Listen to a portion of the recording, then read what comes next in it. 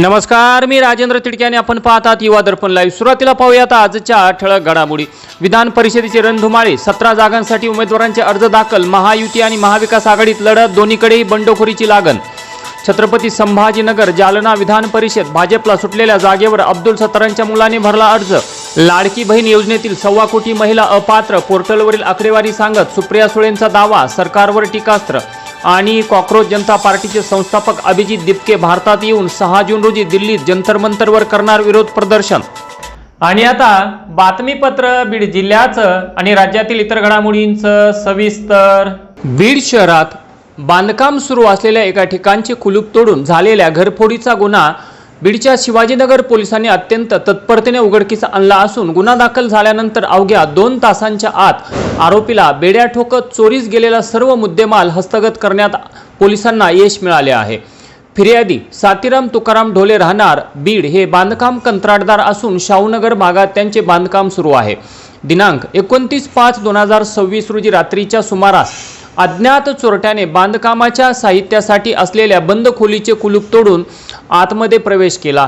खोलीत ठेवलेली लोखंड कापण्याची बॉश कंपनीची कट ऑफ मशीन आणि इलेक्ट्रिक मशीन असा एकूण 16,000 रुपये किमतीचा माल चोरून नेला होता। या प्रकरणी बीडच्या शिवाजीनगर पोलीस ठाण्यात गुन्हा दाखल करण्यात आला होता। गुन्हा दाखल होताच प्रभारी पोलीस अधीक्षक श्रीमती चेतना तिडके मॅडम, अप्पर पोलीस अधीक्षक श्री समीर शेख, SDPO श्री वेंकटराम यांच्या मार्गदर्शनाखाली शिवाजीनगर पोलीस ठाण्याचे PI श्री शीतलकुमार बल्लाळ यांनी तपासाची चक्रे वेगाने फिरवत गुप्त माहिती व तांत्रिक विश्लेषणाच्या आधारे अवघ्या 2 तासात आरोपी शेख शहीनशाह शेख बशीर राहणार इस्लामपुरा बीड याला ताब्यात घेतले। त्याची कसून चौकशी केली असता त्याने गुन्ह्याची कबुली दिली असून त्याच्याकडून चोरीस गेलेल्या दोन्ही मशीन पोलिसांनी जप्त केल्या आहेत। ही धडाकेबाज कारवाई PI शीतलकुमार बल्लाळ यांच्या नेतृत्वाखाली पोलीस जमादार विकास रेवाळे, रवींद्र आघाव, ज्ञानेश्वर मराडे, अनिल घटमळ, बाळू रहाडे, दिलीप राठोड आणि आबेद पठाण यांनी मिळून केली, तर पुढील तपास विकास रेवाळे हे करत आहेत। शिवाजीनगर पोलिसांच्या या धडाकेबाज कारवाईबद्दल त्यांचे सर्वत्र कौतुक होत आहे। बीड शहरातील बार्शी रोडवरील प्रकाश आंबेडकर नगर परिसरातील धुलीवंदनाच्या दिवशी झालेल्या जीवघेण्या हल्ल्यातील 3 महिन्यांपासून फरार असलेल्या आरोपीला पेडबीड पोलीस ठाण्याच्या DB पथकाने अखेर बेड्या ठोकल्या आहेत। क्षुल्लक कारणावरून अमोल कांबळे या तरुणाला डोंगरे कुटुंबियांनी बेदम मारहाण केली होती। या मारहाणीत अमोल कांबळे यांच्या डोक्याला गंभीर दुखापत झाली होती। या प्रकरणी पेडबीड पोलीस ठाण्यात 5 जणांविरुद्ध जीवघेणा हल्ला केल्याप्रकरणी कलम 307 अंतर्गत गुन्हा दाखल करण्यात आला होता। या गुन्ह्यातील फरार आरोपी रोहन उर्फ कोल्हा शिवाजी डोंगरे व 21 वर्षे याला प्रकाश आंबेडकर नगर, इमामपूर रोड परिसर बीड या ठिकाणाहून ताब्यात घेण्यात आले। सदरची कारवाई ही पोलीस निरीक्षक मारुती खेडकर यांच्या मार्गदर्शनाखाली PSI मनसूर शहा, नितेश माने, गुजर, गिरी आणि परजने यांनी मिळून केली। मसाजोगचे सरपंच स्वर्गीय संतोष देशमुख यांचे बंधू धनंजय देशमुख यांनी काल परळीचे आमदार तथा माजी मंत्री राष्ट्रवादी काँग्रेसचे नेते धनंजय मुंडे यांनी आपल्यावर गोळीबार केल्याचा आरोप करत गुन्हा दाखल करण्यासाठी बीड ग्रामीण पोलीस ठाण्यात धाव घेतली होती। मात्र तत्पूर्वी धनंजय देशमुख यांचे साडू दादासाहेब खिंडकर यांचे सख्खे भाऊ समाधान खिंडकर यांनी आपल्याला धनंजय देशमुख यांनी जीवे मारण्याचा प्रयत्न केला असा आरोप करत बीड ग्रामीण पोलीस ठाण्यात जीवे मारण्याचा प्रयत्न केल्याप्रकरणी गुन्हा दाखल करण्यात आला होता। त्याला प्रत्युत्तर म्हणून धनंजय देशमुख यांनी देखील धनंजय मुंडे यांनी आपल्यावर गोळीबार केला असे म्हणत गुन्हा दाखल करण्याचा प्रयत्न केला, परंतु या प्रकरणी IPS श्री वेंकटराम यांच्या नेतृत्वाखाली पोलिसांनी घटनास्थळी जाऊन CCTV फुटेज तपासले, जबाब नोंदवले, साक्षीदार तपासले। 2 तासांचे फुटेज पाहून असा प्रकार घडलाच नसल्याचे स्पष्ट केले।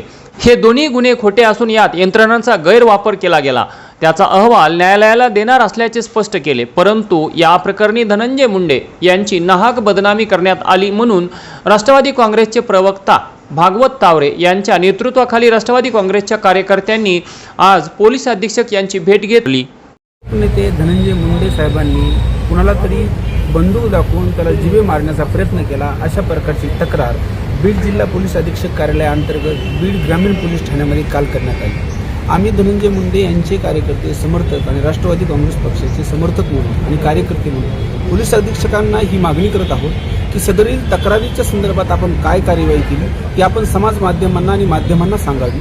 त्यांनी हे सांगावं की अशा प्रकारचा फायर झाला होता का, अशा प्रकारचा फायर झाला नाही का, कारण यामुळे आमच्या नेत्याची जी बदनामी झाली, आमच्या पक्षाच्या प्रतिमेला ज्या पद्धतीने मलिन करण्यात आलं, ते अत्यंत संतापजनक आणि चिंताजनक आहे. लोकनेता असणारा माणूस जेव्हा फायर केल्याच्या आरोपाखाली बदनाम होतो, आम्ही त्याच पक्षाचे कार्यकर्ते म्हणून आणि त्याच नेत्याचे कार्यकर्ते म्हणून पोलीस अधीक्षकांना आज लेखी खुलासा मागत आहोत. ज्या पद्धतीने ते इतर गुन्ह्यामध्ये लेखी खुलासा करतात की हा गुन्हा खोटा आहे, अत्यंत अभिनंदनीय गोष्ट आहे की खोट्या गुन्ह्यांना चाप बसवण्याची भूमिका पोलिसांची आहे. नीट पेपर फुटी प्रकरणी बीडमध्ये आरोपीवर मोठी कारवाई करण्यात आली आहे. देशभरातील 22 लाख विद्यार्थ्यांच्या भविष्याशी खेळणाऱ्या नीट पेपर फुटी प्रकरणाच्या तपासाची आता व्याप्ती वाढली असतानाच या प्रकरणातील मुख्य सूत्रधार आणि सेवानिवृत्त प्राध्यापक PV कुलकर्णी याच्याकडे आता प्रशासनाने आपला मोर्चा वळवला आहे. बीड शहरातील शाहूनगर भागात कुलकर्णी याने उभारलेल्या 4 मजली कथित अनाधिकृत इमारतीवर अखेर बीड नगरपालिकेकडून हातोडा चालवण्यात आला आहे. CBIच्या कारवाईनंतर आता प्रशासकीय पातळीवरही या घोटाळेबाजांची नाकेबंदी सुरू झाली आहे. PV कुलकर्णी हा मूळचा बीडचा असून त्याने शाहूनगर परिसरात एका भव्य इमारतीचे बांधकाम सुरू केले होते. हे बांधकाम अनाधिकृत असल्याचे समोर आल्यानंतर बीड नगरपालिकेने संबंधित ठेकेदाराला नोटीस बजावून बांधकाम स्वतःहून पाडून घेण्याचे आदेश दिले होते. या नोटीसीची मुदत आज संपल्यानंतर प्रशासनाने कडक पवित्रा घेतला. अखेर कारवाईच्या भीतीने संबंधित ठेकेदाराकडूनच या अनाधिकृत बांधकामावर हातोडा चालवण्यात येत आहे. मिळालेल्या माहितीनुसार सध्या प्रशासकीय अधिकाऱ्यांच्या देखरेखीखाली संबंधित ठेकेदाराकडूनच या 4 मजली इमारतीचा अनाधिकृत भाग हटविण्याची प्रक्रिया सुरू आहे. ज्या वेगाने हे 4 मजली बांधकाम उभे राहिले होते, त्याच वेगाने आता त्यावर हातोडा चालवला जात असल्याने परिसरात तणावपूर्ण शांतता पाहायला मिळत आहे. बीड तालुक्यातील अंजनवती येथील किरण बंडू सोनवणे यांचा संशयास्पद मृत्यू झाल्याची घटना आज समोर आली असून लिंबा गणेश अंजनवती मार्गावरील गणेशमाळ परिसरात किरण सोनवणे यांचा मृतदेह आढळून आला.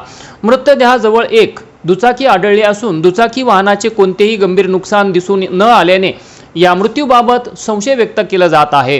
प्राथमिक माहितीनुसार ही घटना अपघात नसून गळा दाबून खून झाल्याची शक्यता नाकारता येत नसल्याचे बोलले जात आहे. त्यामुळे या प्रकरणाचा सर्वकष तपास करून सत्य बाहेर आणावे अशी मागणी नागरिकांसह ऑल इंडिया पॅन्थर सेना सामाजिक संघटनांकडून होत आहे. ऑल इंडिया पॅन्थर सेनेने प्रशासनाकडे या प्रकरणात तात्काळ भारतीय दंड संहितेच्या कलम 302 अंतर्गत गुन्हा दाखल करण्याची मागणी करत घटनास्थळ परिसरातील सर्व CCTV फुटेजची तपासणी, घटनेच्या वेळेत त्या मार्गावरून ये-जा करणाऱ्या संशयितांची चौकशी, निष्पक्ष वैद्यकीय पथकाकडून इन कॅमेरा पोस्टमॉर्टम सर्व पुरावे जतन करून पारदर्शक तपास आणि दोषींना तात्काळ अटक करण्याची मागणी करण्यात आली आहे.